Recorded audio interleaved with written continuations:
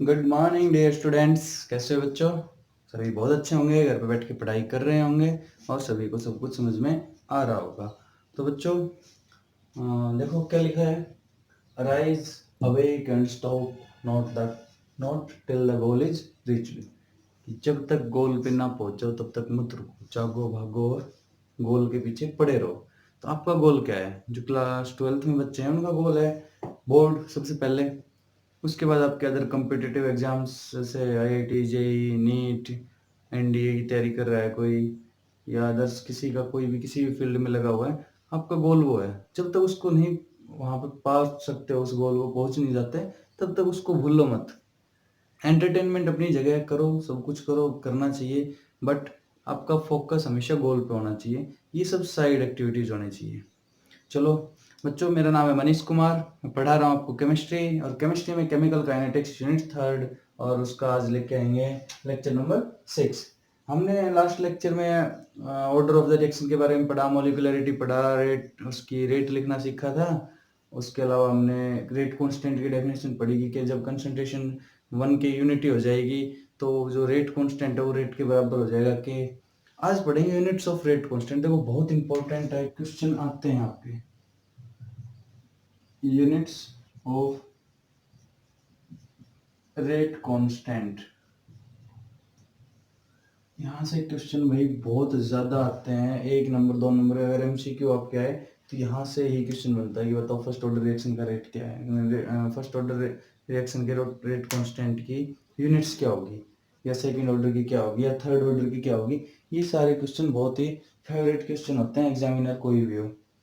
तो देखो मान लो कोई भी एक जनरल रिएक्शन ले लेते हैं, हम क्या लेंगे कि A plus B C plus D, ये एक हमने जनरल रिएक्शन ले ली भाई, कुछ भी हो सकती है, ठीक है। तो इसके लिए सबसे पहले हम क्या लिखेंगे? इसके लिए सबसे पहले हम लिखेंगे रेट। रेट कैसे लिखते हो बताओ? Rate is equal to K concentration of A concentration of B. तो ये रेट लिखते टाइम जो कंसंट्रेशन था, मैं इसकी पावर में रिएक्टेंट किया तो स्टोइकियोमेट्रिक कोफिशिएंट आएगा, या कुछ भी मान लो। हम ओवरऑल केस ले लेते हैं, जनरल केस एन और एम मान लेते हैं। ये हो गया रेट। कि rate is directly proportional to concentration of reactant A raise to some power, और concentration of reactant B raise to some power. जब प्रोपोर्शनलिटी कांस्टेंट लगाया तो हमने किया गया, इसको कहते हैं रेट कांस्टेंट। ये जो एन और एम है, एन और एम को कलेक्टिवली ऐड कर देंगे, हो जाएगा order of reaction. Order of reaction, ये सारी कहानी रेट की है अब तक जो हमने पढ़ ली है। हमें निकालनी इस रेट कांस्टेंट, इसको कहते हैं रेट कांस्टेंट, इसकी यूनिट्स ये तो निकालनी है हमने। तो निकालो भाई, कैसे करोगे? यूनिट्स निकालने के लिए सबसे पहले क्या कहते हैं, उसको इक्वेट कर लेते हैं। के निकाल लो यहाँ से, K is equal to rate divided by या जाएगा कंसंट्रेशन ऑफ ए की पावर एन और कंसंट्रेशन ऑफ बी की पावर एम। ये तो हुआ, ठीक है भाई। तो कंसंट्रेशन की बात आ गई, सीधी सी बात है। तो अब ये देखो, इधर ये भी कंसंट्रेशन है, ये भी कंसंट्रेशन है, इनको मल्टीप्लाई कर देंगे तो भी क्या आएगी? कंसंट्रेशन ही आएगी भाई। कंसंट्रेशन को कंसंट्रेशन से मल्टीप्लाई, 2 मोलर को 2 मोलर से मल्टीप्लाई करेंगे तो 4 मोलर ही आएगा। तो कंसंट्रेशन को जब कंसंट्रेशन से मल्टीप्लाई करेंगे तो कंसंट्रेशन ही आएगी। मान लो रेट को एक टर्म में लिखे हम, रेट क्या होता है हमारा? Rate of change of concentration per unit time. तो इसको हम ऐसे लिख सकते हैं, रेट को कंसंट्रेशन पर यूनिट टाइम। ये तो लिख दिया हमने। ये भाई रेट का मतलब यही तो होता है, rate of change of concentration of reactant पर unit time, rate of change of concentration of product पर यूनिट टाइम। यही तो रेट लिखा था शुरू में हमने, रेट ऑफ रिएक्शन जब लिखी। ये रेट लो से यहाँ से रेट कांस्टेंट आया। अब ये तो हमने लिखा है, इसको हम क्या लिख सकते हैं? Multiply by. अब नीचे मैं वो कह रहा हूँ कि ए की कुछ पावर में है, ए कंसंट्रेशन है, बी की कुछ पावर में कंसंट्रेशन, मान लो ये 2 मोलर है और इसकी पावर है एन, ये 2 मोलर है, इसकी पावर है एम, कुछ भी पावर हो सकती है भाई। जब इनको मल्टीप्लाई करेंगे तो अंदर क्या आएगी? कंसंट्रेशन ही तो आएगी। पावर कुछ भी हो, कंसंट्रेशन की वैल्यू बढ़ जाएगी, लेकिन बेस क्वांटिटी क्या रहेगी? हमारी कंसंट्रेशन ही रहेगी। तो इसको हम ओवरऑल कंसंट्रेशन नहीं लिख सकते, कि 1 और कंसंट्रेशन, और मान लो ये ए और एन और एम को हमने मान लिया कि ये ऑर्डर एन है ओवरऑल, कि भाई हमने पावर भी मान ली कि ये nth ऑर्डर रिएक्शन है। nth का मतलब कि ये फर्स्ट जीरो भी हो सकती है, फर्स्ट भी हो सकती है, सेकंड भी हो सकती है, थर्ड भी, मतलब n प्लस m की वैल्यू जीरो भी हो सकती है, 1 भी हो सकती है, 3 भी हो सकती है, 2 भी हो सकती है। तो हमने मान लिया कि एक nth ऑर्डर रिएक्शन है, उसकी हमने रेट कांस्टेंट की यूनिट निकालनी है। तो हमने रेट पर लिखा कंसंट्रेशन पर टाइम, और इसकी जगह लिख दे कंसंट्रेशन किसके लिए, nth ऑर्डर रिएक्शन के लिए। तो कंसंट्रेशन की पावर लगा दी हमने n। तो यहाँ से यूनिट नहीं आ जाएगी रेट कांस्टेंट की, दिखाई दे रहा है आप लोगों को? हाँ दिखाई दे रहा है। तो यहाँ से जब हम रेट की निकालेंगे यूनिट, तो बताओ क्या आएगी, इधर लिखो rate constant K is equal to concentration per unit time, और वो क्या है, मल्टीप्लाई बाय कंसंट्रेशन, उसको ऊपर ले आएंगे की पावर -n। ठीक है भाई। अब यहाँ कंसंट्रेशन की पावर 1 है, यहाँ कंसंट्रेशन की पावर है -n। -n कैसे आई, क्योंकि नीचे थी n, तो ऊपर जाएगी तो हो जाएगी -n। तो इसको और लिख लो, कंसंट्रेशन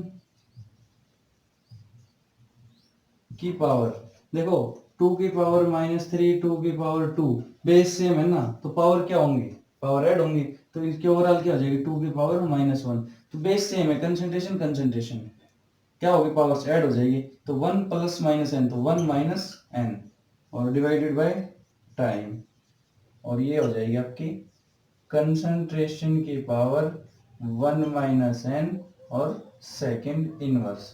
ये यूनिट हो जाएगी आपकी किसी भी ऑर्डर के लिए उसकी रेट कांस्टेंट की। चलो आगे थोड़ा सा मैं पॉज करके लिखता हूँ। देखो हमने क्या निकाली, कंसंट्रेशन की पावर 1 -n सेकंड इनवर्स। अब देखो ऑर्डर्स की निकालते हैं अलग अलग कि कैसे फर्स्ट ऑर्डर की क्या होगी, जीरो ऑर्डर की क्या होगी, और सेकंड ऑर्डर की क्या होगी। क्या निकाल रहे हैं हम, यूनिट्स ऑफ रेट कांस्टेंट, और ये आई हमारे कंसंट्रेशन की पावर 1 -n और सेकंड इनवर्स। मेरे ख्याल में ये आपको याद हो जाना चाहिए। कंसंट्रेशन की क्या होती है, कंसंट्रेशन की होती है भाई मोल पर लीटर, मोल लीटर इनवर्स की पावर 1 -n सेकंड इनवर्स, या ये हो सकती है। ठीक है भाई। अब देखो हम निकालते हैं, अगर मान लो आपसे पूछे कि जीरो ऑर्डर के लिए बताओ, जीरो ऑर्डर के लिए, या फिर आपसे पूछे फर्स्ट ऑर्डर के लिए बताओ, फर्स्ट ऑर्डर के लिए, या आपसे पूछे सेकंड ऑर्डर के लिए बताओ, सेकंड ऑर्डर के लिए। हमें सेकंड तक पढ़ना है, थर्ड भी अगर निकाल आपसे कोई 50 ऑर्डर की पूछे तो आप बता सकते हैं इस फॉर्मूला में पुट करके। जब हम तीनों निकाल लेंगे फिर आप अपने आप बता दोगे सर आप कोई दिक्कत नहीं है, हम निकाल लेंगे। तो हमने क्या कहा था कि n क्या है, n है order of the reaction, n is equal to order of the reaction. हम कह रहे हैं जीरो ऑर्डर निकालो, मतलब n की वैल्यू कितनी होगी, जीरो। रखो यहाँ पे mole litre inverse, mole litre inverse की पावर 1 -0 सेकंड इनवर्स।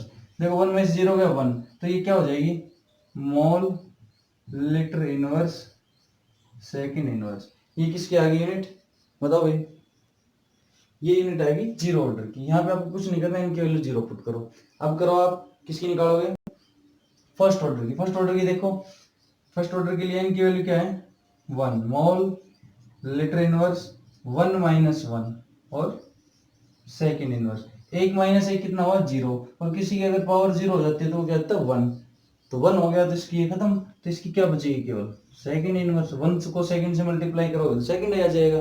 तो फर्स्ट ऑर्डर के लिए क्या आ गई, सेकंड इनवर्स। अब बताओ सेकंड ऑर्डर के लिए, सेकंड ऑर्डर के लिए इनकी वैल्यू क्या है, मोल लीटर इनवर्स की पावर 1 - 2 सेकंड इनवर्स। 2 क्यों आया, क्योंकि n की वैल्यू है 2, और n क्या है, ऑर्डर ऑफ द रिएक्शन। जब 1 - 2 करोगे तो क्या आएगा भाई, मोल लीटर इनवर्स की पावर -1 सेकंड इनवर्स। -1 का मतलब उल्टा कर दो भाई इसको, कि मोल का क्या हो जाएगा, मोल हो जाएगा नेगेटिव और लीटर हो जाएगा पॉजिटिव। भाई इसका मतलब यही तो है, देखो -1 का मतलब ऐसे लिख सकते हैं 1/मोल और लीटर इनवर्स, इसका मतलब यही तो है। अब इसको ऊपर लाओ तो क्या हो जाएगा, मोल तो हो जाएगा पॉजिटिव, मोल तो हो जाएगा नेगेटिव, लीटर हो जाएगा पॉजिटिव, और सेकंड इनवर्स इसके साथ है ही है, तो ये हो जाएगी mole inverse litre second inverse. तो मेरे ख्याल में सेकंड ऑर्डर तक की यूनिट्स आपको बहुत अच्छे से समझ में आ गई होगी। ये ग्रेड कांस्टेंट की यूनिट क्या है, जनरल फॉर्मूला आपको ये याद रखना है, एन की वैल्यू पुट करते रहना, कुछ भी आपके पास आता रहे उसमें एन की वैल्यू। आप पूछे कि हाफ ऑर्डर रिएक्शन की बताओ तो पुट कर दो वैल्यू।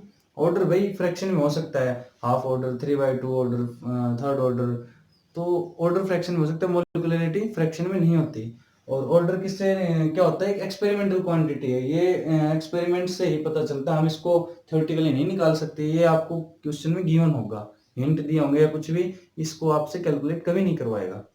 तो ऑर्डर ऑफ द रिएक्शन आप आराम से समझ सकते हो क्या होता है, इसकी यूनिट्स भी देख ली हमने। अब देखो कुछ एक पॉइंट ऑफ डिफरेंस होते हैं, मैंने आपको बताया था, बहुत ही अच्छा क्वेश्चन आता है मोलिकुलरिटी और ऑर्डर ऑफ द रिएक्शन में डिफरेंस का, कि उनके बीच में क्या डिफरेंस होता है। और ये आप नोट कर लेना, molecularity of order of the reaction, ये बहुत बार पूछ लिया जाता है कि भाई difference, give difference between molecularity and order of the reaction. तो सीधी सी बात, दो बातें मैंने ऑर्डर ऑफ रिएक्शन के बारे में बताई आपको, कि एक तो ऑर्डर फ्रैक्शन में हो सकता है,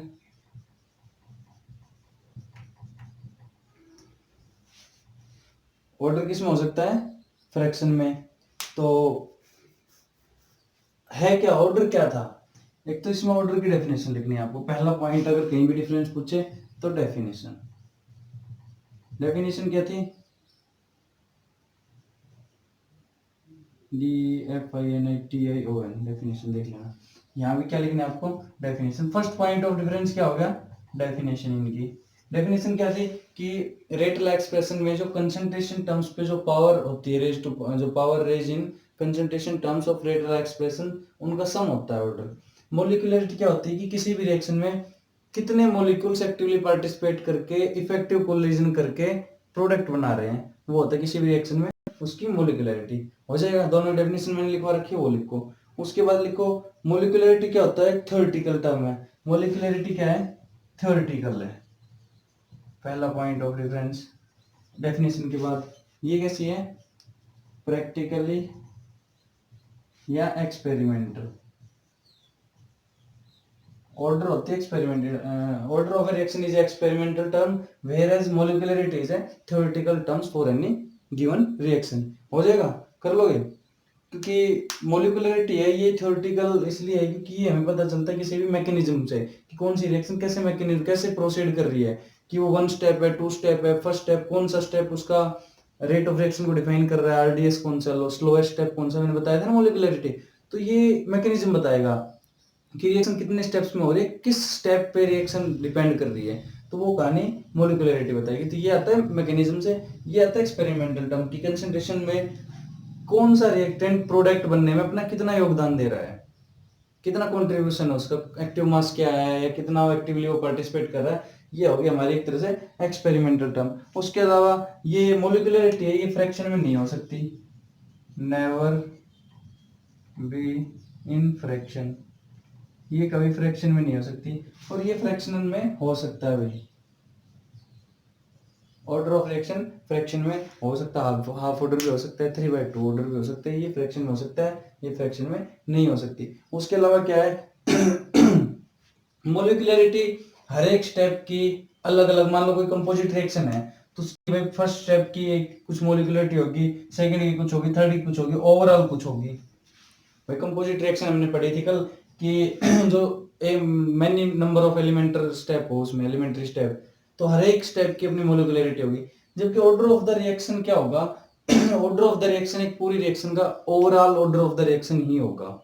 ऐसा नहीं कि एक रिएक्शन है 6 स्टेप में हो रही है और हम कह रहे हैं कि इस स्टेप का ऑर्डर ये इसका ये है, वो ओवरऑल जो रेट ऑफ रिएक्शन आएगी हमारी उसका ऑर्डर डिफाइन किया जाएगा, जबकि मोलिकुलरिटी हर एक स्टेप का कर सकते हैं। ऑर्डर रिएक्टेंट के रिस्पेक्ट में की, इसके रिस्पेक्ट में रिएक्शन इस ऑर्डर की है, ये आधा योगदान दे रहे हैं, हाफ ऑर्डर है, इसमें ये रिएक्टेंट ज्यादा योगदान दे रहे हैं, ये फर्स्ट ऑर्डर है। रिस्पेक्ट में हो सकती है लेकिन स्टेप्स की नहीं होगी। कर लोगे। उसके अलावा क्या है, ये प्रेशर और टेम्परेचर के इंडिपेंडेंट होती है। भाई मोलिकुलरिटी है, अगर 4 मॉलिक्यूल्स कोलाइड करेंगे तो 4 ही करेंगे, बढ़ा लो टेम्परेचर घटा लो प्रेशर। ये इंडिपेंडेंट होती है किसके, टेम्परेचर और प्रेशर के। जबकि ऑर्डर क्या है, ऑर्डर क्या है कि कितना पार्टिसिपेशन हो रहा है। तो टेम्परेचर और प्रेशर जब हम बढ़ाएंगे तो हो सकता है कोई एक रिएक्टेंट ज्यादा टेम्परेचर पे रिएक्ट करता हो, ज्यादा हाईली, तो ये टेम्परेचर और प्रेशर पे डिपेंडेंट होते हैं। और जबकि मोलिकुलरिटी टेम्परेचर और प्रेशर के इंडिपेंडेंट होती है। तो आज की ये लेक्चर में हम बच्चों इतना ही पढ़ेंगे कि भाई क्या होता है difference in molecularity and order और यूनिट्स ऑफ रेट कांस्टेंट। आप समझ सकते हो कि थ्योरेटिकल पोर्शन का लगभग हाफ पार्ट हमारा इस यूनिट का हो चुका है। 6 लेक्चर हो गए, 6-7 लेक्चर और आएंगे और उसके बाद आपकी यूनिट खत्म। 3-4 लेक्चर में प्रीवियस ईयर करेंगे। क्वेश्चन मैं बीच में नहीं करा रहा हूँ, क्वेश्चन जैसे ही करने लग जाएंगे ना थ्योरी पीछे छूट जाएगी। एक बार यूनिट कंप्लीट हो जाएगी तो मैंने इसलिए वो प्रीवियस ईयर के सारे उठा रखे हैं। वो आपके जैसे मैं कराता हूँ ना तो उसमें हर टाइप आ जाती है। आप किसी भी बुक से उठा लेना, प्रीवियस ईयर में जो मैं कराऊंगा उस लगभग हर टाइप के क्वेश्चंस को कवर कर लेगा। आपको क्वेश्चन से किसी भी तरह घबराने की जरूरत नहीं है। ये यूनिट जो सेकंड यूनिट हमारी नहीं, थर्ड यूनिट है, और एक इलेक्ट्रोकेमिस्ट्री और एक सॉल्यूशन, 3 यूनिट न्यूमेरिकल की। न्यूमेरिकल कोई भी बच्चा गलत नहीं करके आएगा अगर हमारे साथ जुड़ा रहा तो, मुझसे पढ़ता रहा तो। चलो बच्चों, मिलते हैं अगले लेक्चर में, तब तक के लिए धन्यवाद। चैनल को लाइक करें, शेयर करें, सब्सक्राइब करें, ज़्यादा से ज़्यादा लोगों के पास पहुंचाएं। Thank you.